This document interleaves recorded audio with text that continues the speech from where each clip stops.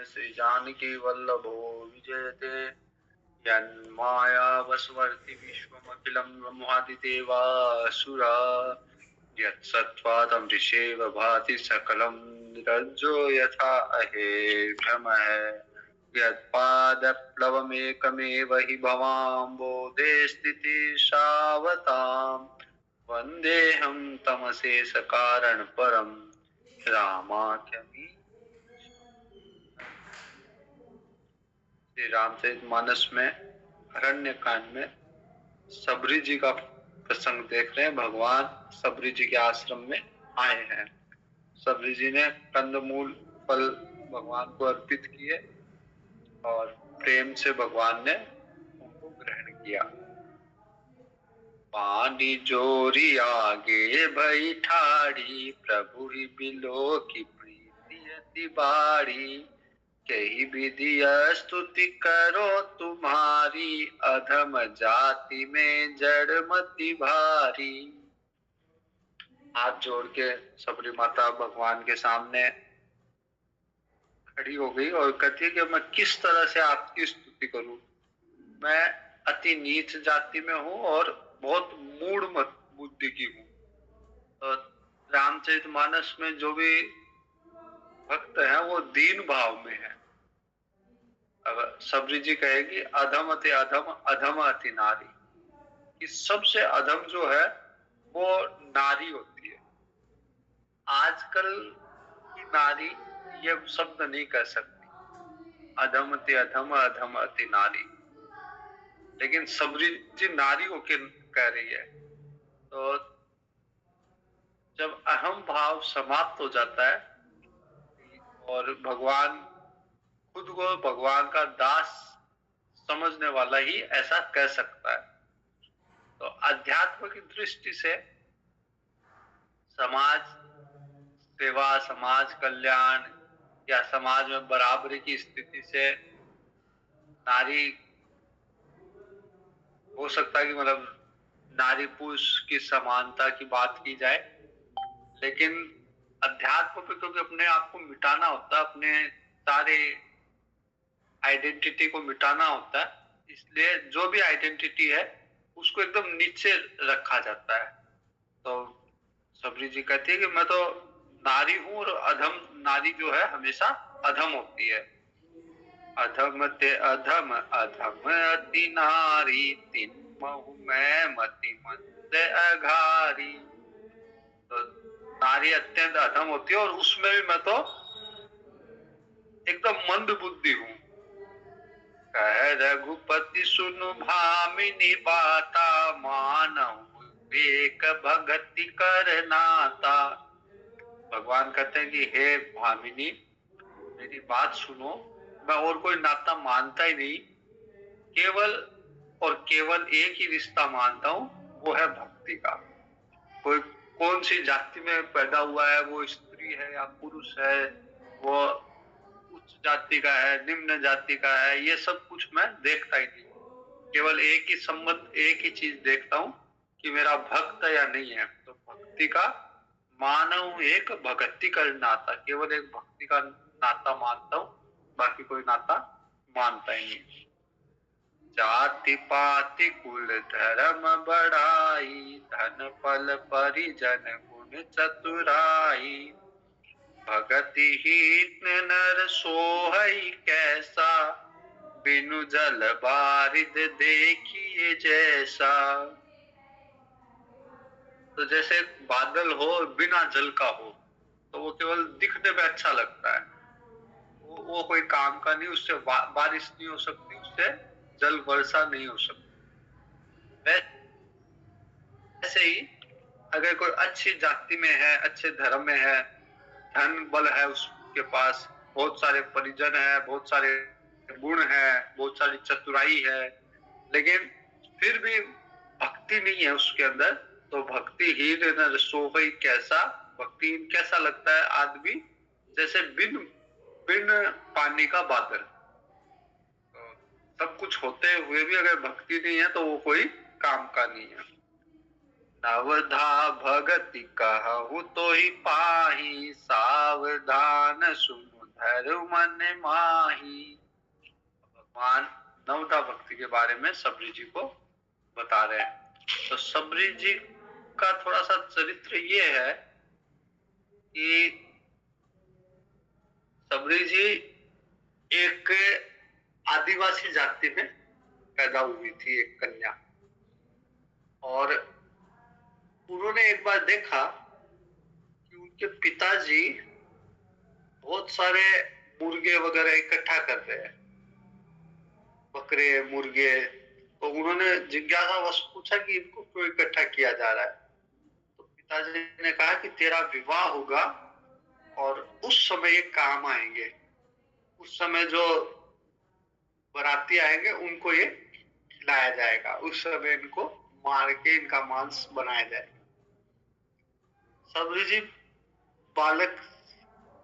बाल्य अवस्था में थी, तो उनको बड़ा प्रेम था बकरे के बच्चे से, मुर्गों से। तो उनको लगा कि मेरे विवाह के कारण इनकी हत्या होगी, इनको मारा जाएगा। तो उनको बड़ा दुख हुआ इस बात का, और उनको एक उपाय सूझा, क्यों ना मैं विवाह ही ना करूं। अगर मेरे विवाह के कारण इनकी हत्या होगी तो क्यों ना मैं विवाह ना करूं। और फिर वो क्या करती है, वो घर से ही उनको, वो पहले पिताजी से कहती है कि मैं विवाह नहीं करूंगी, तो पिताजी नहीं मानते। तो फिर वो एक दिन अल्पायु में ही, बाल्य अवस्था में घर त्याग के चल देती है।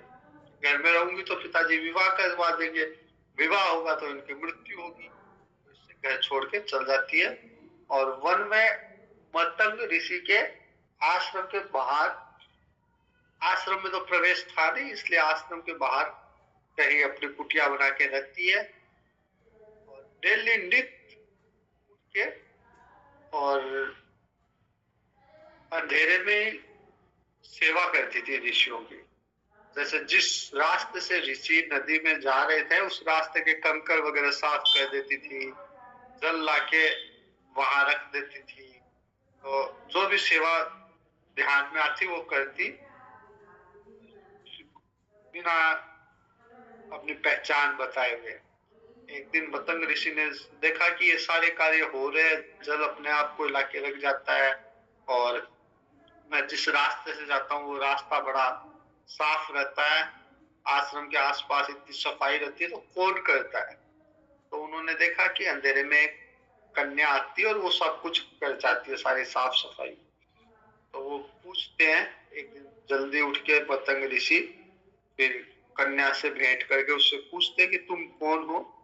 तो कन्या जो है अपना परिचय दे देती है कि मैं सबरी हूँ और मैं आदिवासी जाति की हूँ। और मतंग ऋषि उसे स्वीकार करते, कहते तू मेरी पुत्री की तरह है, और उसे आश्रम में रखते हैं। फिर जब मतंग ऋषि की मृत्यु होने वाली रहती है, तो वो कहते हैं, एक सामने जो कुटिया रहती है उस सबरी जी को देख के कहते हैं कि यहाँ पे भगवान आएंगे, तुम जो है हमेशा भगवान का, राम का नाम लेती रहो, अवश्य भगवान एक दिन आएंगे। तो सबरी जी भगवान गुरु की आज्ञा मान के और नित्य भगवान की प्रतीक्षा करती थी डेली, और वैसे ही रास्ता साफ करती थी, लाके फल फूल रखती थी कि भगवान आएंगे उनको भेंट करूंगी। तो प्रतिदिन का उनकी ये दिनचर्या थी सबरी जी की, भगवान के लिए सारी तैयारी करती थी और भगवान का इंतजार करती थी। तो भगवान जब सबरी जी के यहाँ आए तो सबरी जी ने भगवान को बड़ा आदर सम्मान के साथ भगवान का स्वागत किया। अब भगवान नवधा भक्ति का उपदेश कर रहे हैं सबरी जी को। तो आज तो केवल पढ़ देता हूँ मैं नवधा भक्ति, इसकी व्याख्या कल करेंगे। नवधा भगति कहूँ तो ही पाही, सावधान सुनु धरु मन माही। प्रथम भगति संतन कर संगा, दूसरी रति मम कथा प्रसंगा। गुरु पद पंकज सेवा, तीसरी भगति अमान। चौथी भगति मम गुण गण करहि कपट तजिगान मंत्र जाप मम दृढ़ विश्वासा पंचम भजन सुवेद प्रकाशा छठ दम शील विरति बहु कर्मा निरत निरंतर सज्जन धर्मा सातव सम मोहि समय जग देखा मोते संत अधिक करि लेखा आठव जथा लाभ संतोषा सपने नहीं देखहि पर दोषा नवम सरल सब सन छल ही नाम भरोसी रसन दीना नव महु एकहु जिनके होई नारी पुरुष सचराचर कोई सोई अतिशय प्रिय भामिनी मोरे सकल प्रकार भगति दृढ़ तोरे जोगी वृंद दुर्लभ कति जोई तो कहूँ आज सुलभ भई सोई मम दर्शन फल परम अनुपा जीव पाव निज सहज स्वरूपा जनक सुता कई सुधी भामिनी जानहि कहु करि बर गामिनी।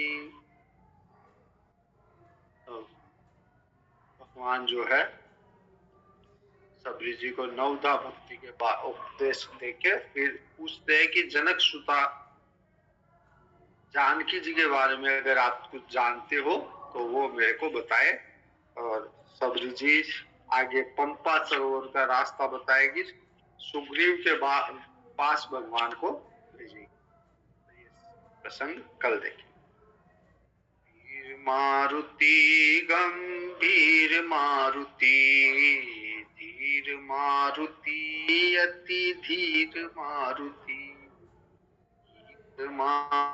मारुति संगीत मारुति दूत मारुति रामदूत मारुति भक्त मारुति परम भक्त मारुति परम भक्त मारुति।